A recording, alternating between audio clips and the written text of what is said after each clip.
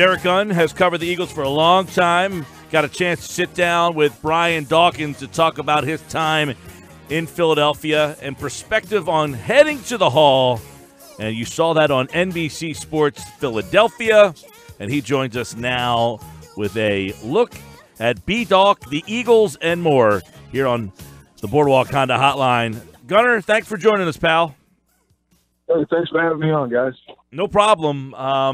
Yesterday we had talked to Jason Avant, and he had said that Brian Dawkins was the best teammate that he had ever played with, and that's coming from an offensive player talking about a defensive player, so who knows how much interaction he had. But he wanted to talk about how much he helped them get through in life and money and investing and all that kind of stuff. And I would assume over your time covering the Eagles that many people would probably echo those sentiments about B-Dawk. There's no question about it. Brian Dawkins took everybody under his wing, not just as an athlete, but trying to help people become better as people. Once he really dug deep into his faith, he would share his faith with a lot of his teammates, and a lot of them turned their lives around as well. Probably the most unselfish player that I've ever covered in all the time that I've covered this game, which spans almost 4 decades. One of the most passionate players that I've ever had a chance to meet and get to know, and probably one of the best overall human beings that I've ever encountered in all the professional, collegiate, and high school sports that I've ever covered. You look at this guy, and I thought one of the more interesting stories was the audio that you guys were playing about him, when the Eagles let him go. I mean, it's almost like this guy couldn't envision himself doing this any other place than Philadelphia. That was at a very emotional time. What do you remember talking to him at that time, like thinking about, man, this guy's leaving this place, and the way that he just couldn't handle it? I mean, emotionally. Well, you would have thought he had a death in his family, because that's how much the city of Philadelphia meant to him, playing with those guys in Eagles green and the fan base here in Philadelphia. He said a lot of what he became was because of how he fed off of the fan base here as well. And they just energized him to do more and to be even better. And so it was almost like he lost a family member when he realized that his days after 13 years were over with the Philadelphia Eagles. And he talked about how when he signed with the Denver Broncos, there were times when he would sit in his car outside of the hotel room where they were staying until they found housing and just cry and sob like a baby because it was hard for him to come to grips with the fact that he was no longer wearing Eagles green. Gunner, it's Pete. I wanted to know if you talked to him. I mean, did he give you a heads up that he was going to go as deep as he went? Did you know that was coming, or did that just come out throughout the interview and you were like, whoa? You mean about the depression part? Yes. Well, what had happened was that back in 2006, he had done an interview with Sports Illustrated, and he had revealed at that time he was battling depression, but he never got really in-depth into it. And then a couple of weeks ago, he did a sit-down interview with the Eagles television network, and again, he talked about his depression for them, but he never revealed the deep darkness of it. So it kind of caught me off guard when he told me on camera that it got to a suicidal point, to the point where he was figuring out how to do it so that his wife and infant son, Brian, at the time, could get his insurance money. That's how deep and dark the struggle got with him. And it wasn't just every other day occurrence. It was like every day he went through these battles.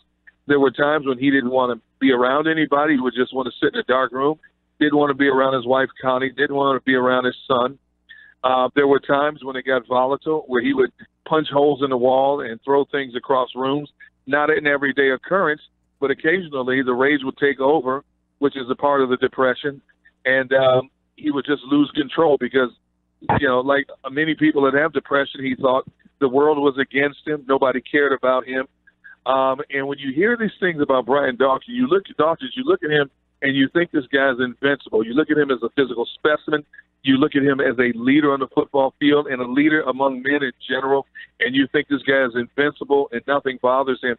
And then you realize the inner struggle that he goes through on a daily basis, because he also revealed that he continues to go through that struggle. Now he's in his 40s, and he doesn't say he's conquered it, but he's learned how to control it because of his faith.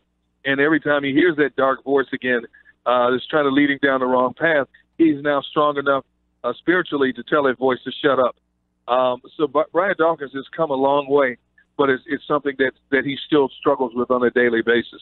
Derrick Gunn with us on the Boardwalk Honda Hotline. What a platform he's going to have, too, to speak about this, too, Gunner. Not that he wasn't already known as a member of the Philadelphia Eagles and an unbelievable football player, but to be on that stage in Canton and to have the attention that goes along with going into the Pro Football Hall of Fame. Can you quantify, Gunner, how much, you mentioned Connie and Emmett Thomas, how much those two individuals sort of basically were what Doc had to lead on? Well, basically, Emmett Thomas, who Doc said was real hard on him as a young player, extremely hard on him. He was trying to get things out of Dawkins as a football player that Dawkins couldn't see in himself, and that's why Emmett pushed and prodded, and Doc has the utmost respect for Emmett Thomas. So basically, it was Emmett Thomas and his wife, Connie, who saved his life. They persuaded him to go get help, so he started seeing a psychiatrist. He finally got on medication to control the depression. He said the medicine calmed him down, but he didn't feel like himself. And as his faith got stronger, he went cold turkey and got off the medicine. You know, they always tell you, don't do it. You know, if you're going to get off medicine, do it gradually. But he went cold turkey, and he's never looked back in that regard. He said he wanted nothing to do with that medicine because it didn't really make him feel like himself. And, you know, you were talking about being on a platform in Canton. And I've said this on my show, Quick Slants, with Barrett Brooks. And I've said this on other radio formats, and I'll say it again on your show as well. A few days after I did the interview with Dawkins and really listened to the entire interview, I texted Dawkins and I told him, I said, you know, when you stand at that podium in Canton and give your acceptance speech and tell everybody what it means to get into the Hall of Fame, which is the ultimate honor as an individual, as a professional football player, that's something that only a small fraternity of men have any idea what that's like. But when you stand on a platform and you reveal about the emotional struggles you've gone through with depression to the point where it almost got suicidal, that's a platform where millions of people can relate to because so many people in our society are dealing with this. And, you know, he told me, he says, Gunner, that's part of what he wants to do with his life now as he becomes a motivational speaker, is to help people to understand you can win this battle. You don't have to give into a battle where sometimes, unfortunately, it does end in tragedy. And so now that's going to be a big part of his future platform. Yeah, you walked right into what I was going to ask you about next, which is that, you know, as Mike mentioned, it was hard enough for him to leave and to talk to you after he unexpectedly ended up with the Broncos and wasn't going to retire as an Eagle for life or all that type stuff. But then this last year where they win the Super Bowl, but then he kind of unexpectedly announces he's moving on. What did you learn about that situation and where he's at now? Well, you know, he had this aspiration to become a front office person in the National Football League, a decision maker like a general manager. And that's why he was so diligent and vigilant about, you know, studying under the Eagles organization, Joe Douglas, Howie Roseman, and learning everything he could about being an executive in pro football. But then he said he woke up and he just felt his faith was leading him in a different direction. And he was at peace with that. He said initially it was a struggle because he still, the outer part of Doc still wanted to be that executive. But all of a sudden something consumed him and led him to believe he needs to go in a different direction. So that different direction just happens to be he's starting a venture capitalist company where he's going to be doing real estate and some other things.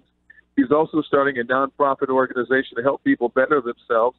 And he's also going to be touring around the parts of the country as a motivational speaker, encouraging people in different ways and how to better themselves, whether it's mentally, physically, financially, whatever the case may be. So now Dawkins, who thought he was going to go in one direction, is going in multiple different directions now. One more from me on the football side of things. Without Jim Johnson, is Brian Dawkins a Hall of Famer? That's a good question.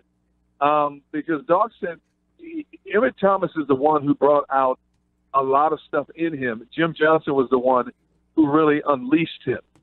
So, I don't know. That's a very valid question. I don't know. If it wasn't for Jim Johnson, could another defensive coordinator gotten Doc to that level?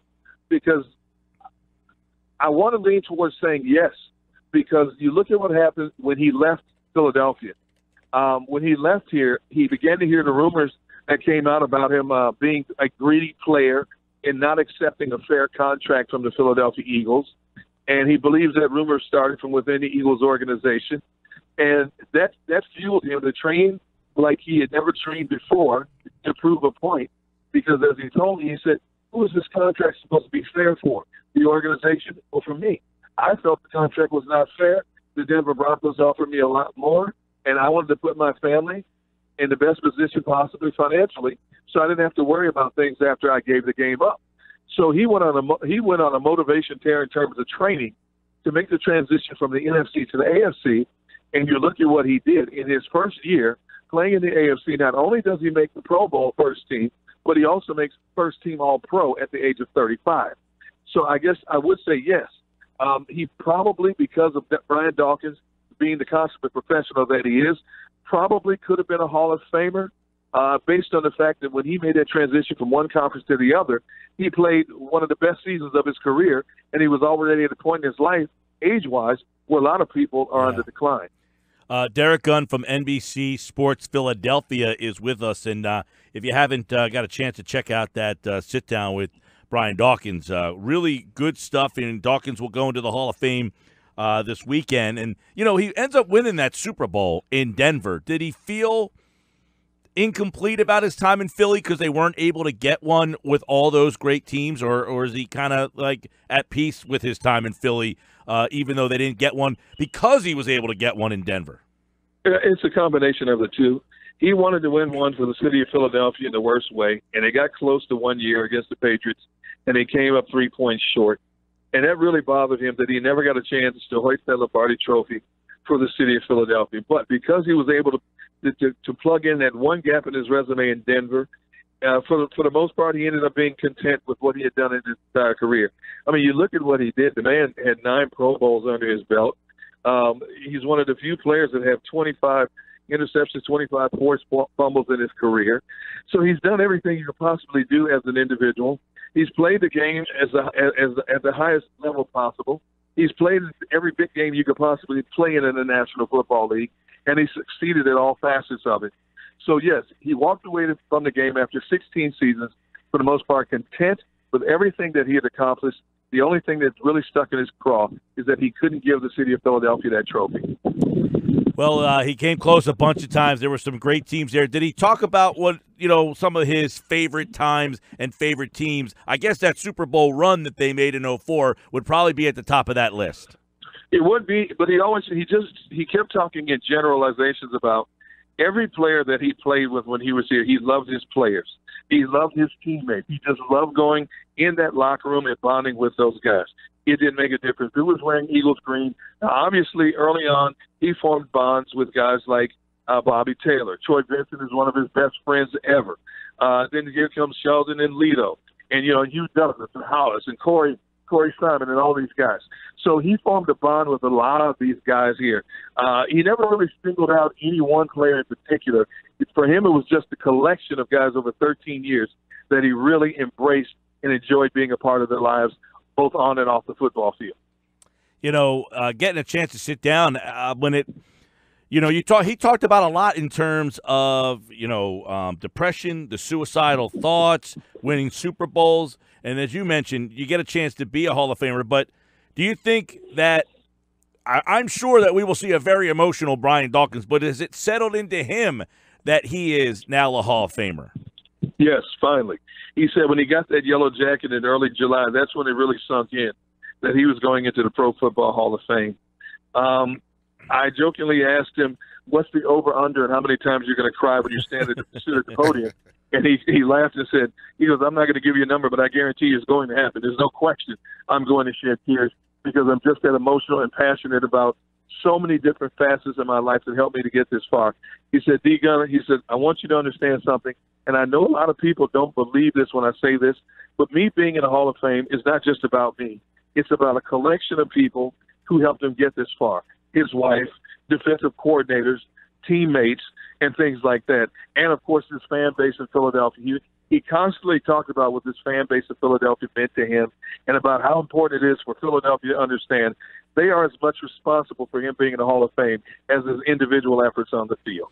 Gunnar, it almost seems like, just from watching that, the part about leaving Philly, the emotions there, was almost more difficult than any game or anything that he played. I mean, that connection that he had, he got it here, right? I mean, it seemed like that emotion was more difficult than almost anything, because the weird part was at the beginning of his career, he almost felt like he wasn't prepared or good enough to do this. Well, it's funny. He told me, I didn't know that a second-round draft pick almost automatically made a football team. So there were a lot of times he would go to his locker and he would bypass his locker altogether, or he would not go anywhere near his locker because he didn't want to see a pink slip hanging from his locker. And so his teammates used to tease him about that all the time. He didn't know that unless you did something completely stupid or unless you just were a complete bust, that he was not going to make that team. And every year, that's how he approached it. Not that I have a job reserved for me, but I've got to make this team. And I think that's what gave him that certain edge about him, is that every day, every practice, every game was like he felt it was like the last time he was going to step on that football field. I also remember when I sat down with him up in Lehigh in 2006 at training camp, and he felt the 2006 season was going to be his last season in a Philadelphia Eagles uniform, and he just broke down and cried in the middle of the interview, and he said it because a lot of it had to do with the fact he didn't want to leave his fan base here. And, of course, he was signed for 2 more years after that season to stay here in Philadelphia. But I don't think people really can understand just how important the fan base of Philadelphia was to him. We hear players in all sports say all the time, hey, this city means so much to me. But Brian Dawkins, he lived Philadelphia. He breathed Philadelphia. He said he was so much like the fans because the fans were like him, just a little twisted. They cheer for you hard. They critique you hard. But if you wear this color, they love you, until the day you're no longer a part of that organization. And Brian Dawkins really thinks of the city of Philadelphia and the fan bases of this region as a part of his family. They watched him grow up. And he said they were like parents to him in a lot of ways. They scolded him when he did something wrong, and they applauded him when he did something great. And I think that's the best way to describe how Brian Dawkins felt about the people in this region. It was a great piece. Derrick Gunn at the Real D Gunn NBCS on Twitter to get some clips for it. I'm sure you'll be able to find it on demand. If you haven't got a chance to check it out, I'm sure they'll air it again. You also got a opportunity to talk to Jordan Hicks that I'm very interested in, because he's a guy that entering at this time last year really felt that he would become the face of that defense, and the injuries have really hobbled him throughout his NFL and college career. So give us a little insight on his mindset entering this season, coming off which is a very difficult injury to come back from. Well, one of the questions I asked Jordan was, I said, you realize the verdict on you is, if Jordan Hicks is in that defense, he's the heart of that defense, he's the brains of that defense, he's the playmaker in that defense, everybody feels that defense, especially the linebacking situation, will be fine. But, and I said, Jordan, and it's always this but, we don't know how long he's going to be available. And he said, you know what, I know. He said, and the only way to win over doubters is to stay on the football field. And it also gives him an additional chip on his shoulder. He said he understands his injury history. He understands that he wasn't there to finish what he started in 2017. And he said he went through the struggles mentally of having to sit by and watch his guys go through the battles, and he wasn't there to help. He said, but he came out on the other side feeling good because they were able to hoist that trophy in Super Bowl champions. He said, but had they not gone all the way and won it, he would have felt like he let his teammates down. So he knows this is a big year for him contractually. This is a big year for him as a professional athlete. He's doing everything you can possibly do to stay on the football field. But, guys, as we know, there are just some players, no matter what sport you play, no matter how hard you train, they're always susceptible to injuries for whatever the case may be.